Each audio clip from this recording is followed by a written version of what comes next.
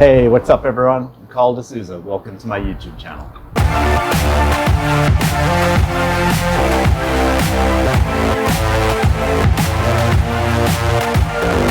Hey, what's up everyone? Welcome to another episode of Power Platform TV. Today we're going to take a look at a new feature that's about to come out. It's in preview, and it's all about writing T-SQL queries against a common data service database. Okay, so that's one part to the new feature. The other part of the feature is actually being able to use Power BI and the direct query capabilities within Power BI to hit a common data service database directly. Okay, so two really cool, powerful features that are kind of tied together. They're in preview, they're going to be coming out soon. So let's take a look at both of these. So as I mentioned, this is a preview feature, and so the first thing we'll want to do is check to see that our common data service has a high enough version to have this preview feature enabled. Okay, so we're going to check this firstly. So I'm logged into the admin Power Platform Microsoft.com website. So the Power Platform Admin Center, and you can see here I got a couple of environments, and I'm going to click on this Contoso environment that I have set up here. And you can see here that the database version is showing this is 9.1.0.18046. Okay, so that is a higher version than the version that is where this preview feature will be available. And the preview feature version is 9.1.0.17437. Okay, so if you have a version higher than that one, you should be able to run this. If you have a lesser version, it depends. You may be able to run it, you may not. Okay, but that's the version that we're looking for, and you can see that my database version is actually higher than that version. Okay. The other thing to check here is if you go over to your environment. So I'm going to click on my environment here, and what we're going to do is this basically shows us all the D365 apps that I have in the environment. I'm just going to click on one of these. I'll go to the default app here, and I'm just going to go over to the settings here and click on About, and you can see here that we have the server version as well, 18046. Okay, so that is again higher than the 9.1.0.17437 version that they tell you should be at if you want this preview feature to be enabled. Okay. So I'm going to go ahead and click OK here, and let's go back to the Power Platform Admin Center. And so I have this environment selected, and what I'm going to do is click on Settings, and now under Product here, you see that there's Features. So I'm going to click on Features, and if I scroll down a little here on the bottom right, what we see is this TDS Endpoint Preview. Okay. And it says here not recommended for production environments. That of course is because it's a preview feature at this moment, and you know, there's a lot of stuff that is kind of still in the works here. So I definitely would not recommend running this in any production environment. But it's definitely worth enabling to see what it's like in a non-production environment. Okay, so the way to do this is click on this here to enable TDS endpoint. And TDS is tabular data stream, and so what this is basically this is going to set up the connection. This is the protocol that allows the database server to be accessed from a client. Okay, so in our case, that client is going to be SQL Server Management Studio, and it's going to give us a direct SQL connection to the common data service environment here in the cloud. Okay, so I'm going to go ahead and click Save here. And that feature is enabled. And we're going to see also that if you don't enable this, what happens when you try to connect from SQL Server Management Studio. Okay, so that is basically all that we need to do to get this thing running. It's super simple. So the next step we're going to do is fire up SQL Server Management Studio, and let's go ahead and try to write a query against this, okay, and connect to it. So you can see here I'm going to start SQL Server Management Studio. And you know, the best thing to do here is download the latest version, have that installed. You can see I'm at version 18.5. Okay, yeah. So just go to the Microsoft website, grab the latest version, and install it. I think there is a specific version you need to be at if you want to run this preview code, but you know, latest and greatest is always recommended. So what we want to do to get this connected, we're going to go over to Connect and click on Database Engine, okay? And then that's going to set the server type to Database Engine. And the server name, so this here is, the first part of this is going to be our D365 environment, okay? And you notice that there's no HTTPS in front of this, okay? It is just, it starts right at the name of the environment. And so in my case, CRM through to 342.455.crm.dynamics.com, okay? And then you're going to put a comma, and then you're going to put in here this port, okay? So the port is 5558. So you need to put that into the server name, just as it is here. And then in the authentication, I have this set to Azure Active Directory password, okay? So that's the Azure Active Directory, Azure AD password that you use to sign into a D365 or a Power Platform environment, right? So the same password and username that you use, right? So in my case, I have a, I'm going to actually have this user here, but I'm going to actually go with admin at my CRM environment, and I'm going to go ahead and enter in a password, and we're going to click connect. All right, so here we are connected. So if we did not actually enable that TDS endpoint, we would run into an error. TDS protocol endpoint is disabled for this organization, okay? So that's a pretty descriptive error, actually. So if you do run into that at this point, you know that you need to go back into your Power Platform admin and enable that endpoint for the TDS, all right? So here we are connected, and let's go over to the left here. We see that we have databases. So let's expand that out. And this is the database we're after, CRM. So that's my CRM database. I'm going to expand that, and let's go and take a look at what we have here. So we have the usual stuff that you would expect to see if you connected to a SQL Server, right? But you're going to find if you go through a lot of these, then they're actually empty. For example, if we went over to views here, we're not getting any views here, okay? If we expand system views, there's nothing here and there's nothing else, right? So you're going to get a lot of that here, but what we do have is tables, okay? And that's where a lot of the magic happens. So you can see here if I expand tables, this is going to look really familiar. So these here are the common data service entities that we're used to seeing, right? So the common example here is account.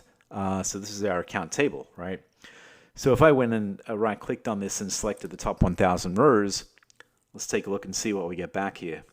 So remember, this is actually querying the common data service directly, and I'm actually able to view that in my SQL Server Management Studio. So already this is really amazing stuff. So if we take a step back and we talk about why this is important, right? So previously, when you were querying against the common data service or against D365 environments, you could use technologies such as Fetch XML, which would where you'd basically build out this XML query and send that to the server, and then you would get back data from the server, right? But that's not the smoothest way of actually writing our queries, right? And also it has its limitations. So this is being able to do it this way through SQL is really, really powerful. And the other thing to note here is that this is not a export of the database, right? So, in the past, what people have done is they've used the data export service, which is a tool from Microsoft that basically takes a common data service environment and exports that out to a SQL server, thereby allowing developers to access that the data in this replicated SQL database. But obviously the problem with that is that, again, you're not directly accessing the common data service environment, you're accessing this other secondary database. So those two systems need to remain in sync, and those, you don't want those to fall out of sync, obviously. And there's also other challenges with that, right? So fast forward to today, and what Microsoft has finally allowed is the ability to access the Common Data Server's database directly from within SQL Server.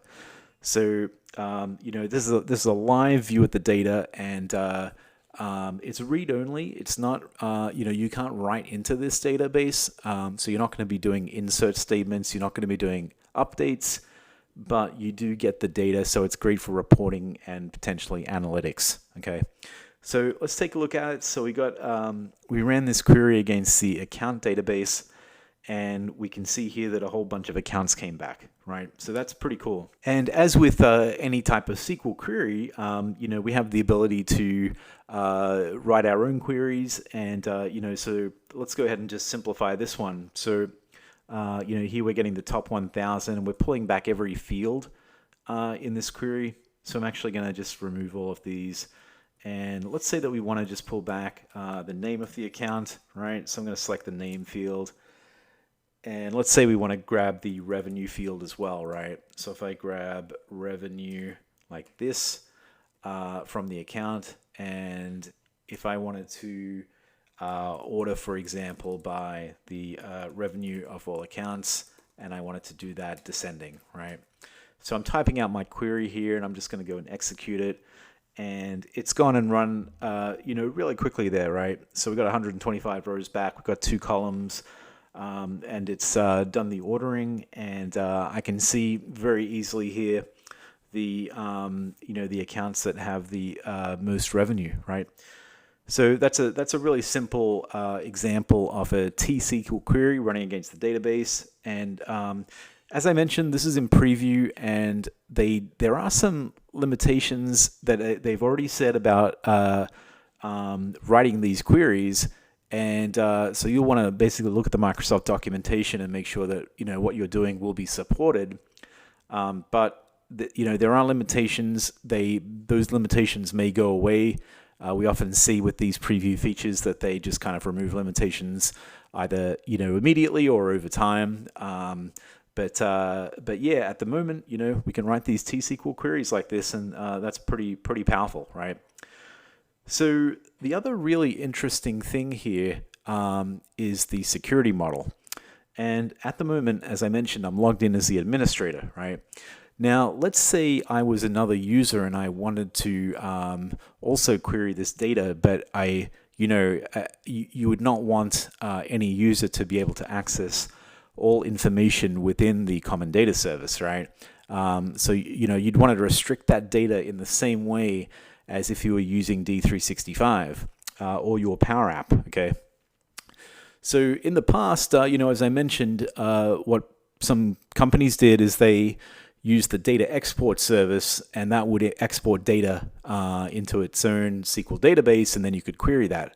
But one of the big limitations with that is that the security model was not brought across as well in that database. Okay, so you had to go and do all kinds of stuff to ensure that the data was restricted to only the people that needed to see that data. Okay, so this is like a big win here, being able to restrict the security model. So Microsoft done some great work in terms of doing that.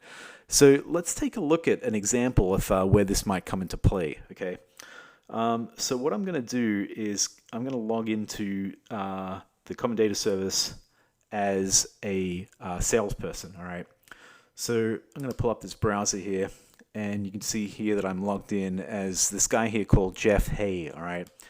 So Jeff's a salesperson, and I'm going to flip back actually over to, let's go back over here, and I'm going to go back to this D365 environment.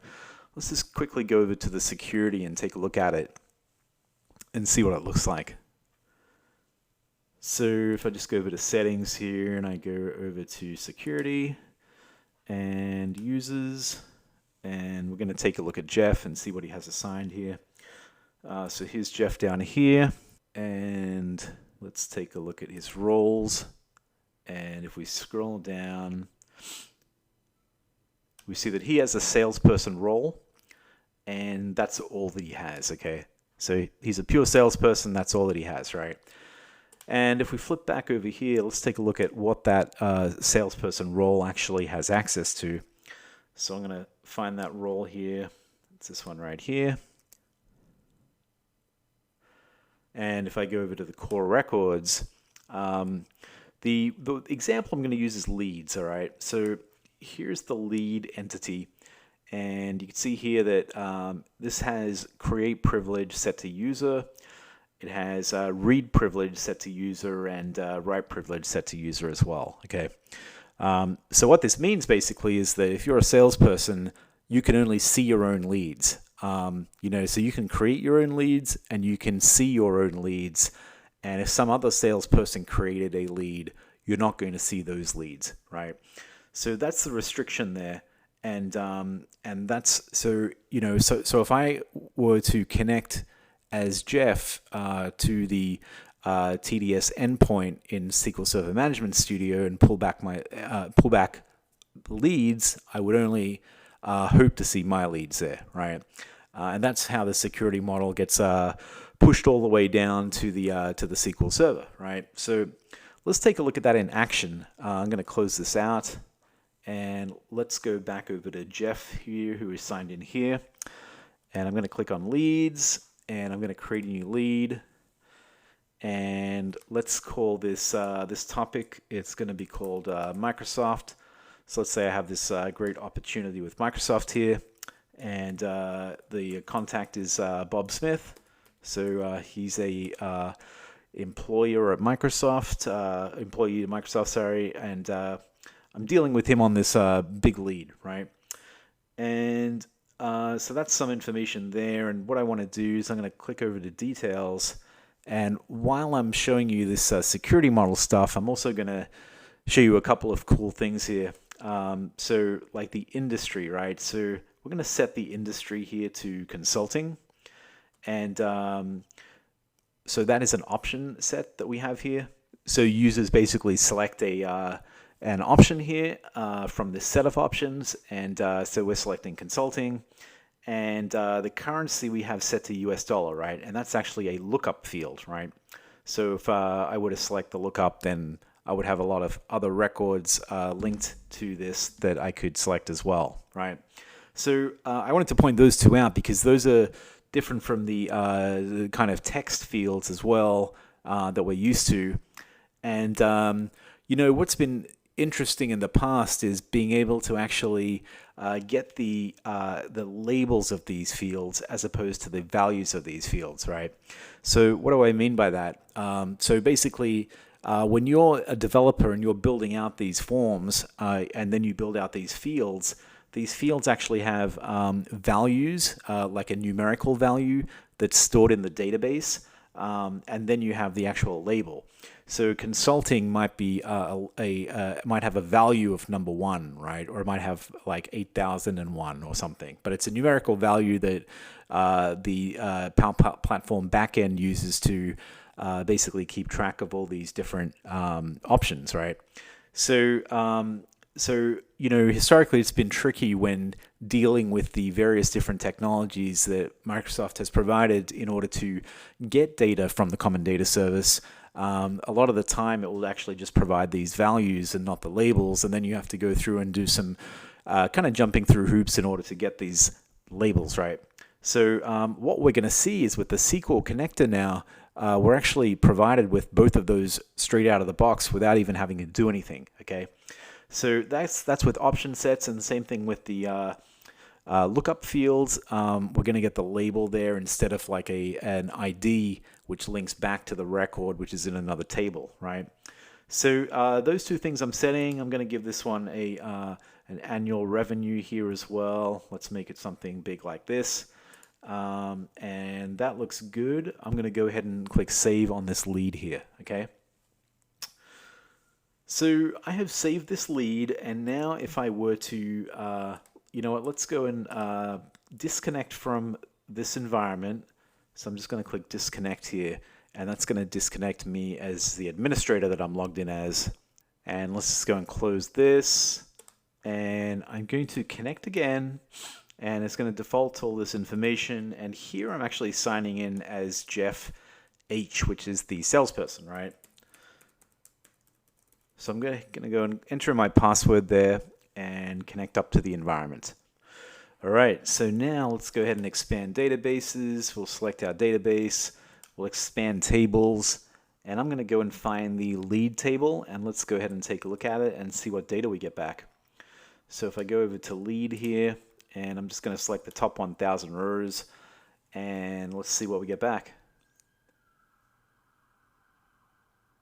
So we can see here that we get one lead record coming back, okay? So that's great. You know, we're only seeing Jeff's leads here. If I were to go back to D365 as the admin, and let's just take a quick look here and see how many leads we actually do have in the system. So we can see here that there's a bunch of leads here. If I go to all leads, I'm going to see there's more. So I have 30 leads here, right? So 30 leads in the system, but we can only see one lead when we're signed in here as Jeff, okay? So that's perfect. That's the security model at work there. Now let's go ahead and take a look at those option set fields and the lookup fields and see what we have. So one of the ones we're looking for is called industry. So if I just scroll through here, we're going to see those fields coming up. And we can see here, okay, so this is the currency one coming up first. We can see here that we have transaction currency ID, and we have the name, right? So US dollar, and then here's the actual ID field, okay? So these are kind of two fields that are kind of coming together as a pair, but they're separate fields. And this is great. This means that, you know, when we're writing out reports, in Power BI, for example, or if we're doing SSRS reports, or however we want to connect to this data source, you know, we're going to be able to use these fields here as the name field without having to grab this field and then join this to the transaction currency table in order to get the label US dollar anyway, right? So it's being provided to us out of the box, which is fantastic. And then if we scroll more to the right here, we can see that this is the industry code, right? So we have consulting here as the industry code name, and then we have number 7 as the industry code. So that's the, you know, the back end integer that's being stored in order to identify this as the consulting label. But you know, when you're a user, you don't care about that. What you want to see is the word consulting, and so Microsoft's providing that to us. So that's a big one. So you know, there's more things that you can do with SQL Server Management Studio and connecting to these data sources. But you know, we've looked at the security, we've looked at the option sets, we've looked at the lookups, and we've done some basic queries against the data sets. You know, so that's all awesome. The next thing I want to show you guys is connecting to Power BI and using the same type of TDS connection, right? So let's take a look at how to do that. So I'm going to go back over here to my browser, and now I'm going to sign into make.powerapps.com. So that is the Power Apps Maker, and we're going to connect there. We're going to go to our environment, and it's going to actually give us this really cool download file, okay? So make sure that you're signed into the right environment here, and then go over to Data and click on Entities. And that's going to bring up a list of all entities in the common data service in our environment. And you know, we're in the default view here, but this is a list of some of the entities. We can always go over here and click all and to see all the other entities, right? But the interesting thing here is Analyze in Power BI. So that's a new button that they added. And if you just go ahead and click that button, and Power BI Desktop's going to start, okay? So PBIDS, Power BI Desktop source file, and this is going to have information on how to connect to a data source, so that when you are in the Power BI Desktop application, it will know how to access that data source, and then you'll be able to build out your reports from there, okay? So Power BI Desktop is opening now, and you know, I'm going to do one thing here as well. Let's open this up in Visual Studio Code just to take a really quick look at what this looks like. So this is the downloaded file, and what I can do is I can basically change this over to JSON, because we can see this is a JSON file here, right? If I go and format this document, we can see here basically this is a TDS protocol endpoint here that we are accessing. Here is the server. Again, this is the same way we connected through SQL Server Management Studio. We got the port here as well, 5558, and our mode here is direct query, right? So this is basically being able to access like a SQL Server directly and have that information in Power BI, so we can use it immediately, right? Without having to import the data, we're actually directly accessing the database, okay?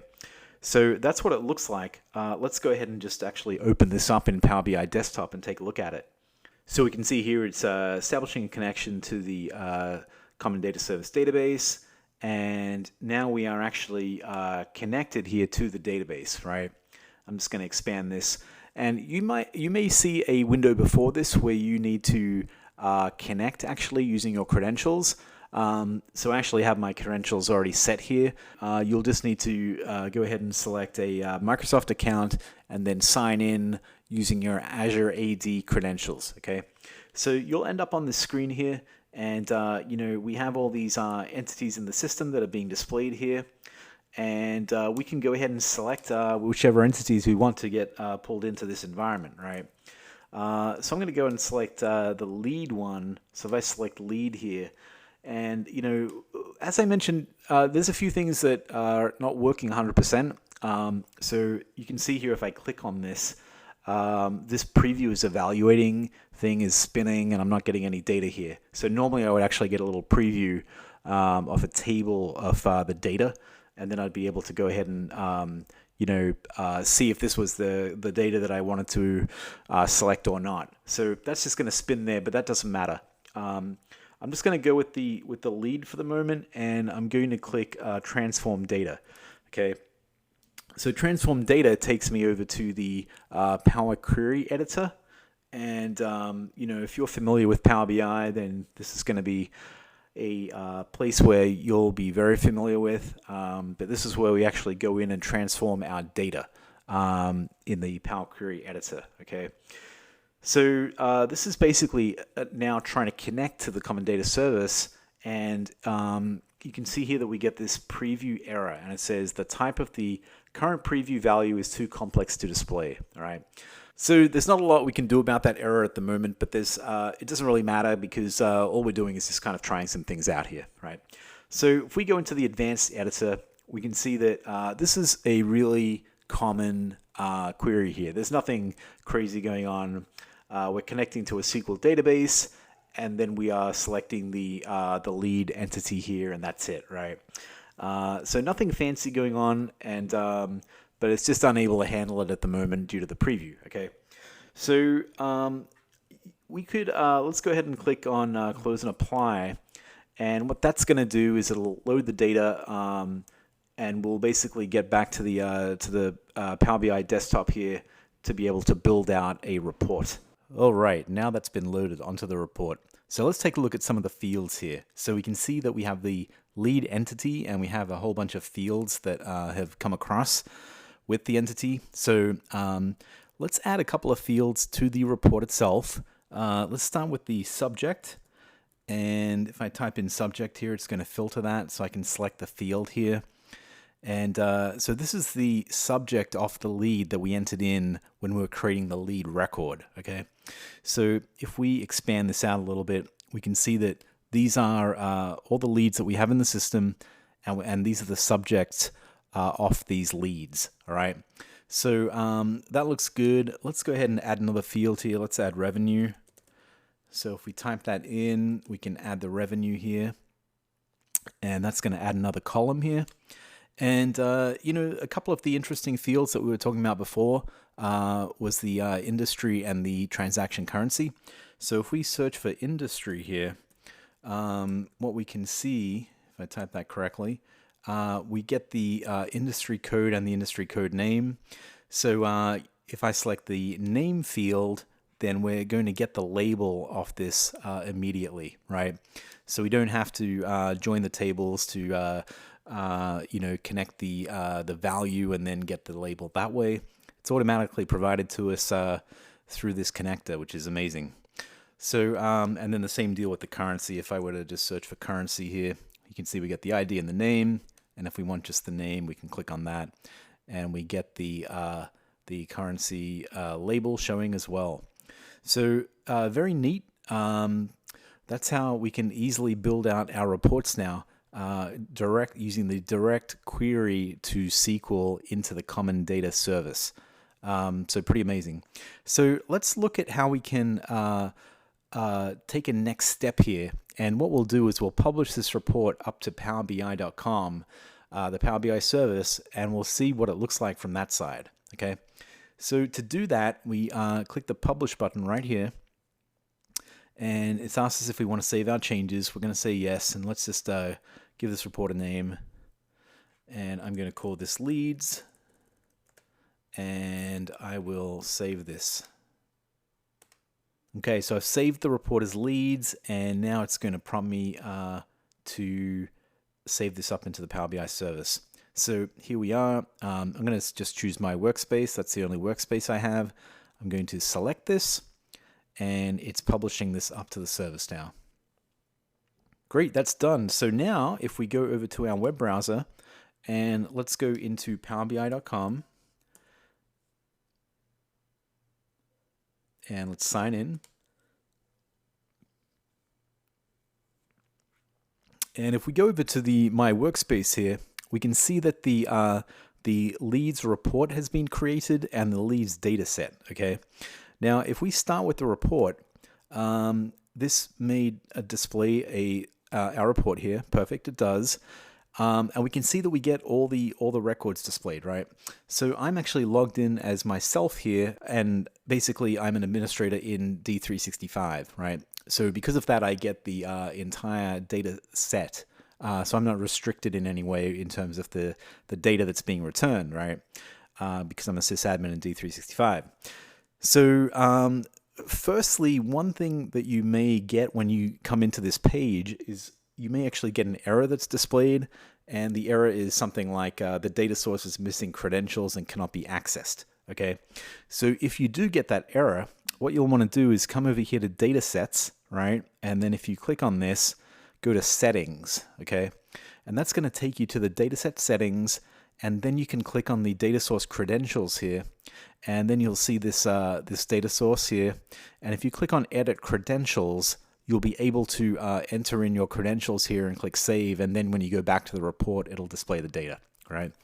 Now, there's a couple of interesting things here with this. Firstly, you'll want to set the authentication method to OAuth 2, okay? So don't set it to basic, set it to OAuth 2. And then the other thing is this checkbox here at the end. So it says end users use their own OAuth 2 credentials when accessing this data source via direct query, right? So what does that mean? So this is where the single sign-on or SSO comes into play.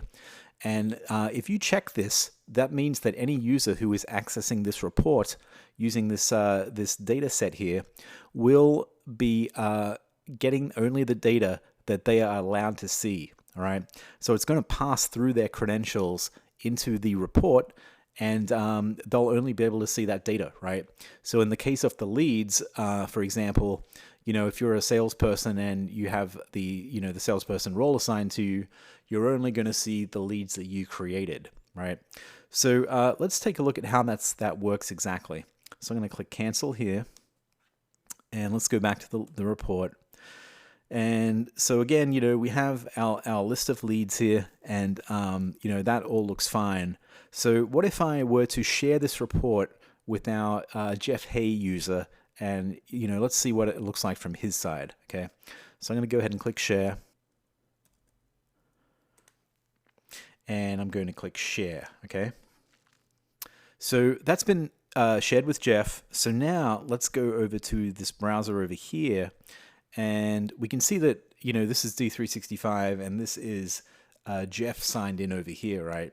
So this is what Jeff would see in D365. Let's get him to sign into powerbi.com, and we'll take a look at what he sees.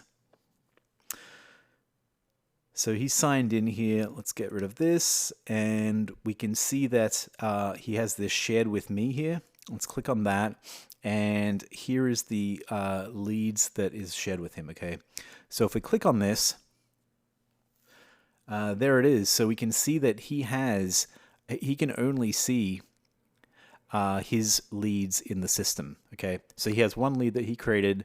The security is flowing through right into the report using the direct query connector, and this is what he gets to see. Okay, so if he were to go and create a new lead, let's take a look at what happens. So if we make this my big lead here, I'm just going to type this again while this loads, my big lead, and I'm going to give this a contact here, Bob Smith, go into details here, and let's just set these fields here. So this is going to be an accounting company, and we're going to give this much annual revenue here, and we're going to set that as US dollar, right? So watch when I click save here. I'm going to click save, and then we're going to go back to the report and refresh it, okay? And then we'll talk about how that works in a second, right? So I'm going to click save here, and it's saving, and we'll wait for it to save. Okay, so that's saved. So now if we go back into the report, so nothing's been updated yet, but if we come in here and click refresh, we'll get that updated, right? So straight away it's been updated. You know, the same thing, if you hit F5 on your web browser, it's going to refresh that as well and update it, right? So the amazing thing here is that, you know, we don't have to schedule that refresh. So, you know, there's other common data service connectors out there that you can use to connect to the common data service. And then when you connect to them, you know, you are limited in terms of the amount of refreshes that you can do each day, depending on what Power BI plan you have, right? But either way, you're still doing a scheduled refresh where it's going out to the data source and then pulling back the data so that users can see the data. But in this case, we have a direct query directly into the common data service so that you don't need to actually schedule anything. You know, you're hitting that service and you're getting the latest data every time. So pretty amazing, right? So what if we want to display this in D365? Well, that's going to be, you know, another interesting step, right? So let's go ahead and try that.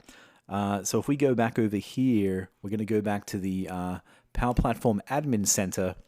And so this is our org again, and let's turn this on here. So this is Power BI Visualization Embedding, right?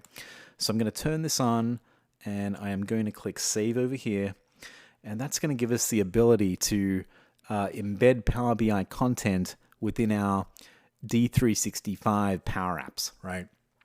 So let's look at how we can do that. The first thing we'll do is let's go ahead and create a dashboard, all right? So in order to create a dashboard, what we can do is we can pin this visualization down here. So if I click on pin, now we get the option to create a new dashboard. So I'm going to give this a name. I'll call this D365, and I'm going to click pin. And what it's done over here is it's actually created this dashboard, right? So we have this dashboard ready to go. Next thing we want to do is let's go ahead and share this out. So now we're sharing out the dashboard. So I'm going to share this out with Jeff, and click here and click share. And what this means is that Jeff's now going to be able to see the dashboard, which is what we'll basically use to embed into D365, all right? So let's go back to Jeff over here real quick, and if we refresh this, what we would expect to see is Jeff's dashboard, okay? So if we click on Shared with Me, we can see that Jeff has this new D365 dashboard here, and if we click on it, it's going to take us over here to the visualization, right? Perfect. Okay. So now let's head back over here, and what we'll do is we'll go into D365 here, and what we'll do is we'll click on Home, and let's go ahead and add a new dashboard here. So I'm going to click New here, and I'm going to click Power BI Dashboard. So I'm going to select that. And what it's done is it's automatically picked up the workspace and the dashboard. If you had multiples of these, you could easily just go and select those, and then you can just click Save, right? This is okay. You click OK here, and it's going to take us to the dashboard. So one thing you'll notice straight away is that this dashboard is kind of big here, right? This visualization. Typically, you'll have probably multiple visualizations, which would make this look much nicer on the screen, right? So for our case, we just have this one, and that's fine. So we have that, but nobody else can see it. So let's go ahead and share this dashboard out. So I'm just going to click share here. And what we'll do is we'll add a user and team. And I'm going to find Jeff here. And we're going to add him into this list. All right, so I'll click select, I'll click add. And so we can see that Jeff has read access to this dashboard. All right, so that's perfect. So I'm going to go ahead and click share. And now Jeff should have access, right? So if we click onto here, and let's go back over to D365, what we'll do is if we refresh this and then click on this dashboard here, we can see my dashboards on the D365 dashboard, right? So I'm going to select that, and it's hopefully going to load the dashboard. Great, so there it is. So we can see here that I'm only seeing my leads here in the system, which is pretty nice. Cool. And so one final thing I just want to end on is if you want to do this directly, you don't have to download the Power BI desktop file from the Power Platform Maker. What you can do, you can just click on here, click Get Data, select SQL Server, and what you'll be able to do is enter in your server here. So that's going to be the same as what we entered before. It's going to be your CRM org, 5558. And then you select Direct Query here, and then you'll be able to connect that way and start building out your Power BI reports. So that's it. Hope you guys enjoyed. So that's it, guys. If you like this video, don't forget to hit the like button, subscribe to my YouTube channel, and of course check out my blog at carldesouza.com. Thank you.